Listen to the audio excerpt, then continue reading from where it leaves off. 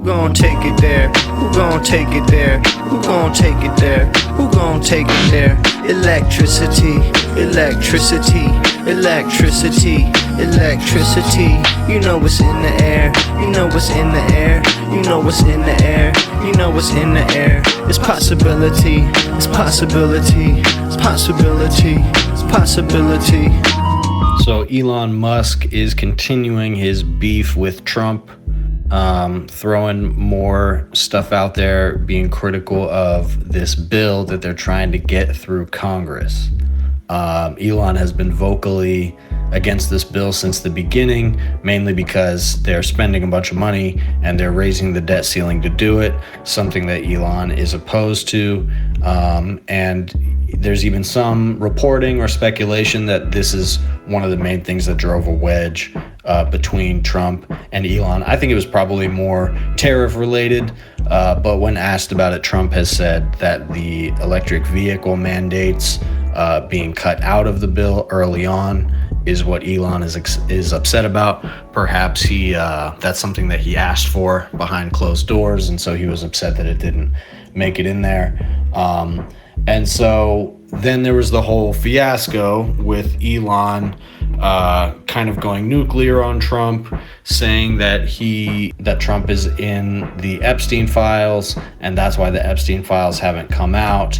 And Trump, to be honest, didn't say a lot in response, but you got the sense that behind the scenes, definitely words were exchanged and pressure was put on Elon. He ended up deleting that tweet and apologizing for it. And the Trump administration, seemed like they wanted to continue a relationship with Elon, and really they just kind of wanted all of this to go away. I think Elon definitely hit a soft spot by saying that Trump is in the Epstein files. Like I said at the time, and we all know that's true. It's not news.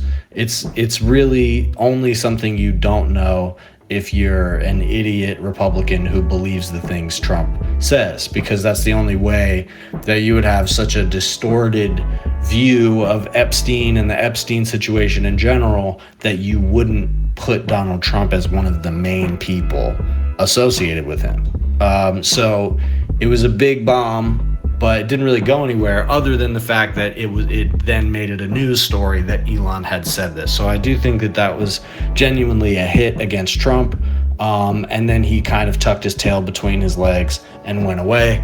And so now he's back once again, going against this spending bill, which kind of fell out of the news cycle, but now it's back up there because the Senate has just revealed the version of the bill that they're going to vote on. So as of right now, it's going through vote-o-rama, which means it goes through the chamber of the Senate and they are all suggesting different amendments to add to it, and then they vote on those amendments and they try to take things out and they try to add things in, and it's a whole messy process. And that's on top of the fact that most Republicans don't really agree on this bill at all. This is a big stinker of a bill. It's unpopular. People don't like it. Nobody wants it. This is yet another example of Republicans serving their donor and nobody else.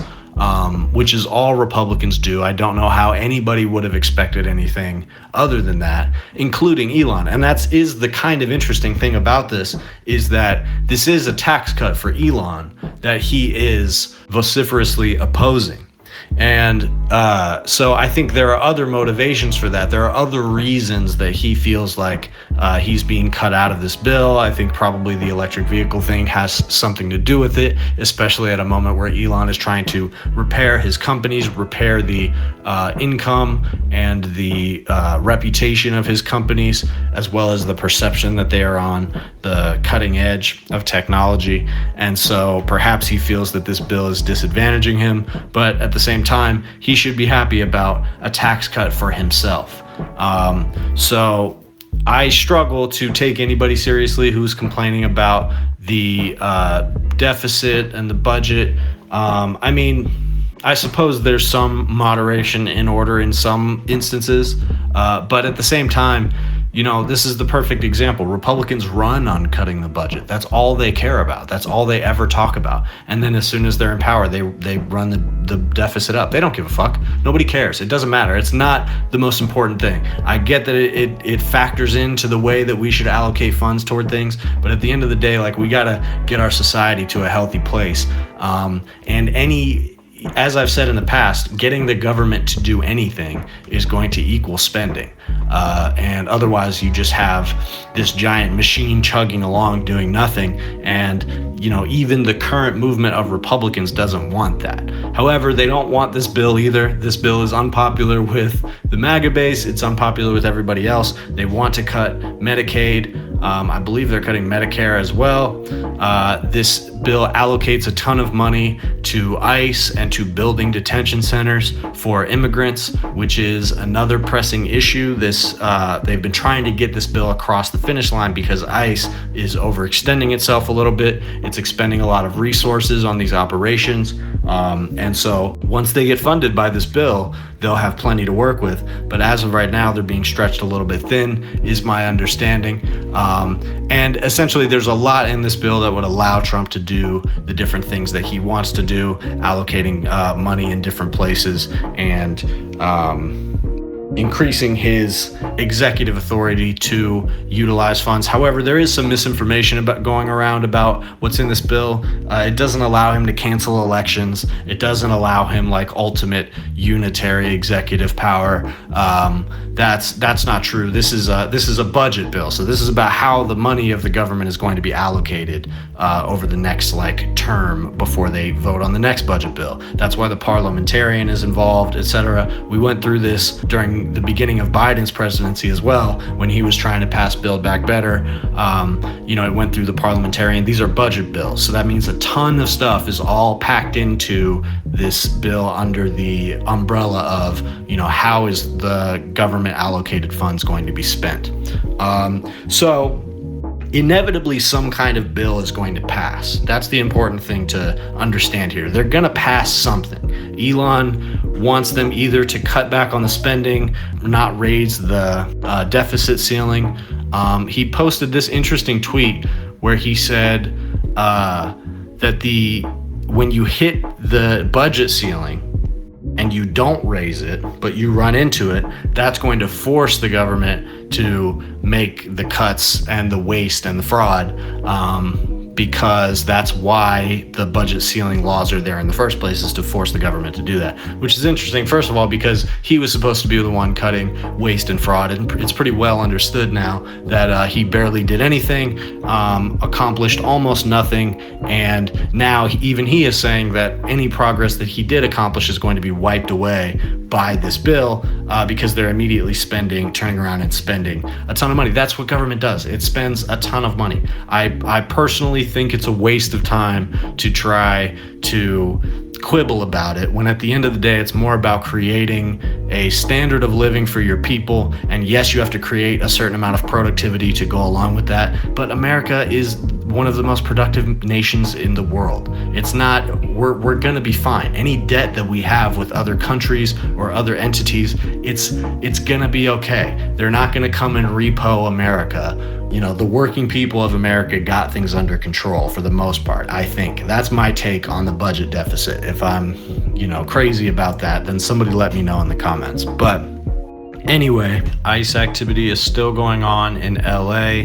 And while the protests and unrest has quieted down a little bit, there's a lot of community response happening, in some cases able to effectively intervene with ICE and the other feds, in some cases not. Here they are in military garb. This is Border Patrol. This is some specialized unit of Border Patrol that is highly trained. And so they're bringing these people out for Home Depot raids. They're going and grabbing uncles from Home Depot and throwing them in vans, and they're bringing out these soldiers. So this is about occupation of LA. It's not about they need this because they're getting dangerous guys. It's clear at this point that they don't have that many gang members and gang communities to go after, and any that are there that they haven't gotten already went into hiding because they're smart, because they're running an operation. Whereas you just have regular people that are going to their jobs every day and taking their kids to school every day. Those are the people that ICE is targeting because those are the ones that are available, and you have psychopaths behind the scenes like Stephen Miller demanding more and more arrests. A news story is coming out now about Bukele, the dictator of El Salvador, that made deals with Trump regarding sending prisoners and deportees to his kind of concentration camp prison called CCOT, however that's supposed to be pronounced out loud. It looks like Bukele, after a couple MS-13 gang members in America were arrested, Bukele got the United States to drop the charges and then simply deport the gang members to El Salvador because reportedly Bukele was worried that they were going to testify about him, that these MS-13 gang members had ties to Bukele and he didn't want them to see court, so he just asked for them to be deported straight to his concentration camp prison instead. So that's where we are. Not only are people being extradited to this concentration camp in El Salvador without proper due process, but now there's actually an alternate pipeline being set up of people that we don't want to testify, people that we don't want saying certain things, or people that might get in the way, or might have said certain things about the administration. Those people are going to start being fast-tracked to these kind of black site style prisons. So that's where we are at with that. Israel is still starving Gaza and bombing civilians indiscriminately. They are also repeatedly, the GHF is repeatedly gathering Palestinians at aid sites and places where they're supposed to be able to get food, and then killing them at or nearby these sites. That's something that is happening over and over and over again. And this stuff is getting widely reported at this point. All of the outlets that weren't reporting this sort of thing before are reporting these things repetitively, and there's just not a lot of talk about it. And that's really an example of how manufactured consent works, by waiting until people have already numbed themselves to the reality of this to start showing images of it. You both preserve the credibility, supposedly, of your organization while also allowing the military entity to do what it wants to do and to engage